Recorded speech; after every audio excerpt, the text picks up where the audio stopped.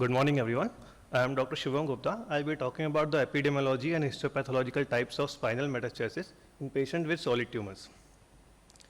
The vertebral column is the third most frequent metastatic site after lungs and liver, and it accounts for approximately 50% of bone metastasis.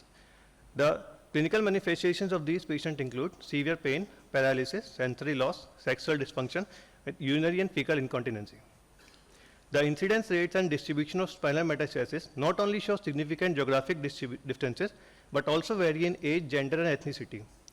Hence, understanding the epidemiological characteristics of spinal metastasis is fundamental and necessary for decisions regarding medical intervention and prediction of patient's prognosis.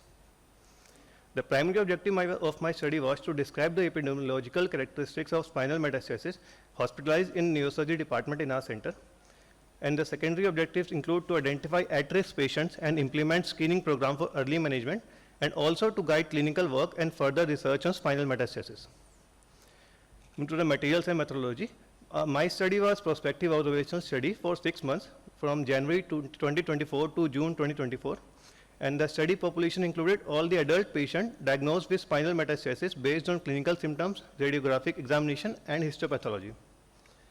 The total case in my study was 30. Inclusion criteria was adult patient diagnosed with spinal metastasis based on clinical symptoms, radiographic examination, and histopathology. And the exclusion criteria included patient with impaired spinal cord function due to severe spinal degenerative disease, patient with other spinal disease like primary spinal tumor or spinal tuberculosis, the outpatients, and patient with unknown primary tumor. Initially, I took a total case of 32 patients, out of which 2 cases were excluded, and then 30 patients were included in the study. Then prospectively, all the data was collected and entered in a pre-designed proforma, and the results were shown in the form of demography profile, that is age distribution and gender distribution, and tumor characteristics like location of primary tumor, histological type, level of spinal cord involvement, and management. Coming to the results, there is a line diagram showing the gender and age distribution. It shows that the maximum number of patients encountered are within the age range of 50 to 69 years. With a male predominance. The primary tumor type, most common primary tumor was lung cancer, followed by liver, breast, prostate, adrenal, and others. Coming to a level of vertebral involvement, the most common level of involved vertebrae was thoracic vertebrae, followed by lumbar vertebrae and the cervical vertebrae. There was no gender predilection, and this pattern was seen in both males and females. Histopathological type, the most common histological type encountered in our cases was adenocarcinoma, followed by squamous cell carcinoma. Out of the 30 patients included in our study, 17 of them were managed surgically and 13 of them were managed non-surgically. That include radiotherapy, chemotherapy, or combination of the both. Coming to our discussion, the total cases in our study was 30 with a male to female ratio of 2:1. And the maximum patient were in the age range of 50 to 69 years. And age distribution, the average age of males were lower than that of the females, but the results were not statistically significant. Then there are various tumor dissemination mechanisms. The traditional pathway includes hematogenous spread, direct tumor extension, lymphatic dissemination, and subarachnoid and leptomeningeal seeding. And then there is a new emerging theory which says that the central vertebral body, they act as a key site for metastatic interaction between the cells, and then there is subsequent posterior dissemination via the pedicles. In the primary tumor type, in general, the most common types of primary tumors varied greatly from country to country. In our study, we found the most common cancer was lung cancer, followed by liver, breast, and prostate. The results were similar to the other study done in the Asian countries, but it was different from the countries in the West. Then coming to age and gender distribution, it was quite similar to the study done in other countries with a male predominance and average age of around 60 years. The only difference was that in our country, the average age of males were lower than that of the females. Regarding the topography of spinal metastasis, there is unanimity among the researchers across the world. The study done in different parts of the world shows that thoracic spine is the most common site for metastasis, followed by lumbar spine and the cervical spine. Then the most common cancer was lung cancer. Comparing the histopathology of lung cancer, in Asia and Latin America, the adenocarcinoma is the most common lung cancer to metastasize to the spine, and squamous cell carcinoma was associated with less risk of bone metastasis. Coming to the management, the key consideration in management is the quantification of vertebral involvement, the neurological status of the patient, the general health of the patient and performance status, and primary tumor histology. Treatment options of these patients include chemotherapy, radiotherapy, surgical management, or any combination of the above. Limitation of my study, approximately 50% of spinal metastasis patients are symptomatic, and only these patients present to the medical department. And all the asymptomatic cases, they are often treated in oncology department. This leads to error in the prevalence estimate, which means that actual number of spinal metastases are likely higher than the study sample. And the scope of the study is limited because it provides just a general analysis of the patient demographics and spinal metastasis characteristics. To conclude, my study provides a comprehensive description of epidemiological and pathological characteristics of spinal metastasis, which aids neurosurgery in understanding the clinical features and help in the management of these patients. The implications include inform the resource allocation for patient care, and it will help in the influences the health policy decision, making the health policy decisions.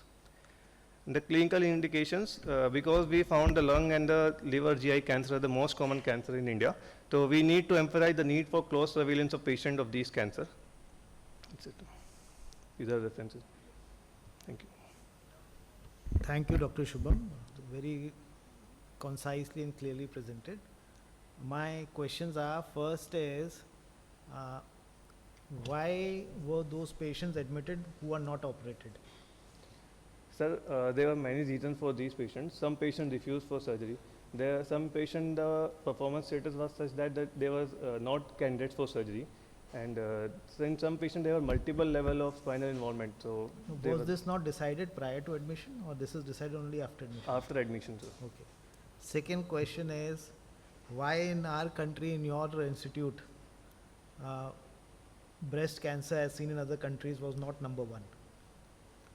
Sir, India, it's generally seen that India awareness is not that female don't generally come to seek What is the most care. common cancer in India? It's lung cancer is the most common. No. Breast cancer is the most common in India also. Third question, why most of the metastases are in thoracic region? Sir, there are multiple reasons. Maybe because the Batson plexus is there in the thoracic spine, and the thoracic vertebrae are the maximum number of vertebrae, so there are more chances of metastasis there. Thik. Yeah, very well presented, Shubham, and very concise. It is good thing that you showed in 6 months you could collect 32 patients with spinal metastasis, which is actually in the West, it's not so common. So my first comment will be you should continue this study and then maybe for longer duration, and then you can actually present it. So that is one thing. And for operating these patients who come with spinal metastasis, do you use any kind of scoring system for classifying them as an operative candidate or a non-operative candidate, and how do you decide? Not for that surgery part, but for the prognosis part, we use scoring system like revised Tokuhachi system is there, and that is most commonly used. And other scoring systems are also there, but we don't use them, like Bose scoring, Tomita scoring. Okay. Okay. Thank you. Dr. Shubham, nice presentation. Your slides were good and they were attractive. My only comment is, did you follow up these patients? I am following up these patients, sir. I am following them at 1 month and 6 months. So what is your criteria for follow-up? There must be some radiological criteria, or you are doing some investigations for following these patients. Is PET CT done for these patients? PET CT was done for those patients in which primary was not identified. So in follow-up, we were just doing simple X-rays, and then at 6 months, we were following them with MRI. Okay, so what is the mortality rate of and morbidity? That I have not checked in our study. I am continuing the study, sir. Because 6 months is a very less time for a study. You only included 30 patients. Yes, sir. But it was a prospective study. Prospective study, sir. I am continuing this study, sir.